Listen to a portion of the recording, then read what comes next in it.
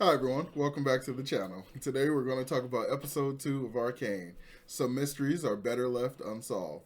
So, as always, we're going to talk some non-spoilers for a second, just giving my thoughts and opinions real quick. Then we're going to move over to the spoiler section where we can talk in more detail. So, with that being said, make sure you hit that like button and subscribe to the channel if you haven't done so already, and let's begin.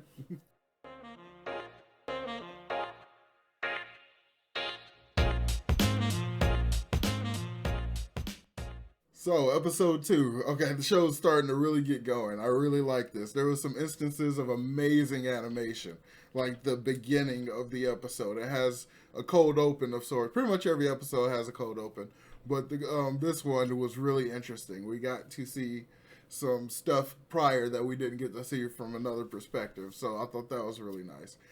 The writing of this is beginning to, like, I'm starting to really see the writing in it. Like, we are getting different instances of things that would be basically very typical in a show kind of like this, but they are being like thoroughly thought out and kind of really like the natural outcome of the kind of thinking that happens is kind of being explored, basically, I guess is the best way to say it. So I just think it's really, really cool. The characters continue to be really interesting. We're getting a little bit more depth on them. We're getting some of different characters in this episode than we did in previous. We're not following like our main four exactly. We're kind of just getting a different perspective on a lot of stuff that happened before. So I'm not really good at doing completely non-spoilers for like further episodes into the series. So as we keep going, the non-spoilery section is going to get shorter and shorter until it's completely gone.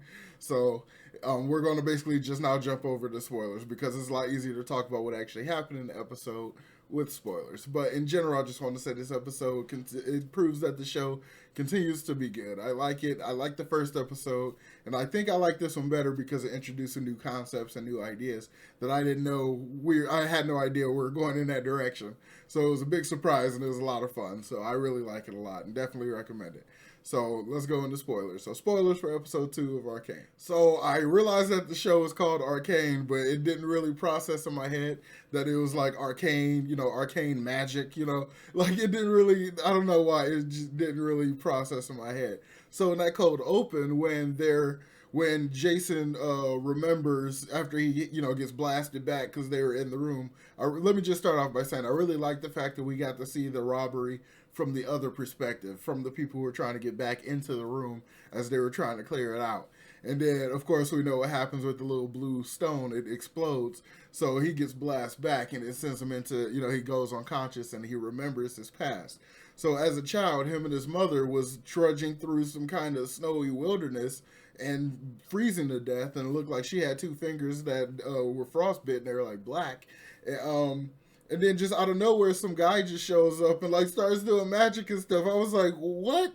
Like we're going in this direction? I didn't know. It just, I don't know, it got me by surprise and I was like, whoa. And then the animation was so epic. Like the animation already is really good. This blend of CGI with like a classic 2D kind of style, even the shading and stuff, like it just comes off really well. And it almost even has like this paint texture to it.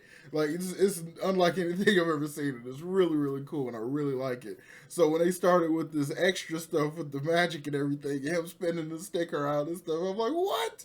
It was so cool. I liked it a lot. I thought it was so nice. And then, sorry. And then later on, like in the episode, this idea of the underground people, the topsiders and the bottom side, low siders or whatever, like going to war again, because that's kind of what we saw in the beginning. That's like what happened to Vi's parents and I guess Powder's parents. They are the actual sisters, I assume. So like what happened to their parents in that previous war. So they died and stuff. So the barkeeper guy, their leader, mentor guy, and surrogate father, he doesn't want that kind of thing to happen again because logically he's concerned about all the people that they lost. Because I'm sure the other guys that they run with in their crew, they are orphans too. And so it's probably, their parents probably also died from that previous war with the upsiders and lowsider people and stuff. So I really like the fact that it's a lot more than just people like, yeah, we need to go fight, we go fight, and then they're like, yeah, let's just go fight. And like they're really actually exploring the consequences of it and talking about it and thinking about it and stuff. So it proves that it's like, I don't know, it just feels like a much more mature conversation than you would get sometimes out of stuff like this. So we get introduced to this concept of using science / technology to hack into magic. And I think that's so cool. That reminds me of a lot of the stuff that Brandon Sanderson uses in his books, like Magitech, as he calls it. It's like using, the technology of the world to kind of access magic or magical effects and stuff. So I think it's really cool that he's trying to do that. He's basically trying to either replicate what happened to him as a kid, because when the guy shows up and starts doing magic, he literally teleports Jason, I'm pretty sure his name, Jace, freaking teleports him and his mom to what I assume is the planet of Arcane, because the continents didn't look like Earth or anything. So, like, did they get transported from Earth to that planet? And, like, just the way in which they transported, I thought was really, really cool. It's just like, it was almost like the 2001 Space Odyssey, kind of the, the whole psychedelic part of it and everything. I thought that was really cool. I thought it was really, really nice. So, this whole idea of him trying to use science and technology to kind of hack into that magic, I don't know if he's exactly trying to do the same thing, like go back to that planet or like planet hop in general. So he's trying to do something, probably just generalize, access magic through technology. So I'm really interested in that because I love that concept. I think that's going to be really cool. And then we get this kind of mysterious guy with the cane, and he basically asks, after the government people kind of clean out his lab and they expel him from school instead of just completely banishing him, because this entire city is based on like no magic, because apparently there was magic wars back in the day. There was mage against mage and stuff, which sounds pretty cool, but also very destructive and probably terrifying.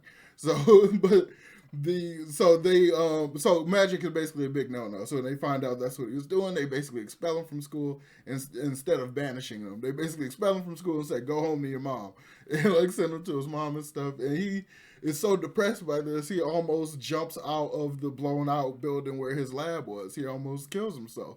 I was like, whoa, that's like crazy. So we get this guy who works with the peacekeepers, works with their people or whatever. He's got a cane and everything. He basically saves some of his research while they're cleaning out his lab and stuff. So he saves some of it, and he like shows up before he jumps and everything, and basically says he wants to help him finish his research. He wants to continue his research. But there's a part in it that I thought was a little funny, because he goes, I'm Victor. He like tells him his name. And the way it's shot and everything and the way it's directed and whatnot, it feels like a reveal. It feels like I should know who that is, but I don't, because I don't know anything about the game. So I assume, just based on the way it was presented, it feels like he's an important person and somebody from the games or something. So I'm just like, okay, I'm just going to, like, just in general, I'm like, either way I go, I'm a fan of his because he wants to continue the research, and I'm very curious about the research. So I'm all on board. So I can't wait to watch episode 3. I'm probably going to jump into that pretty soon. So yeah, let me know what you all think about this episode in the comments down below. What do you think about the way the show kind of slow builds this mystery and kind of how it plays into it? Let me know about that in the comments down below. So as always, make sure you hit that like button and subscribe to the channel. And if you're interested in my reactions to these episodes, you can check that out down on Patreon. The link is in the description below. So as always, I will talk to you all next time. Peace.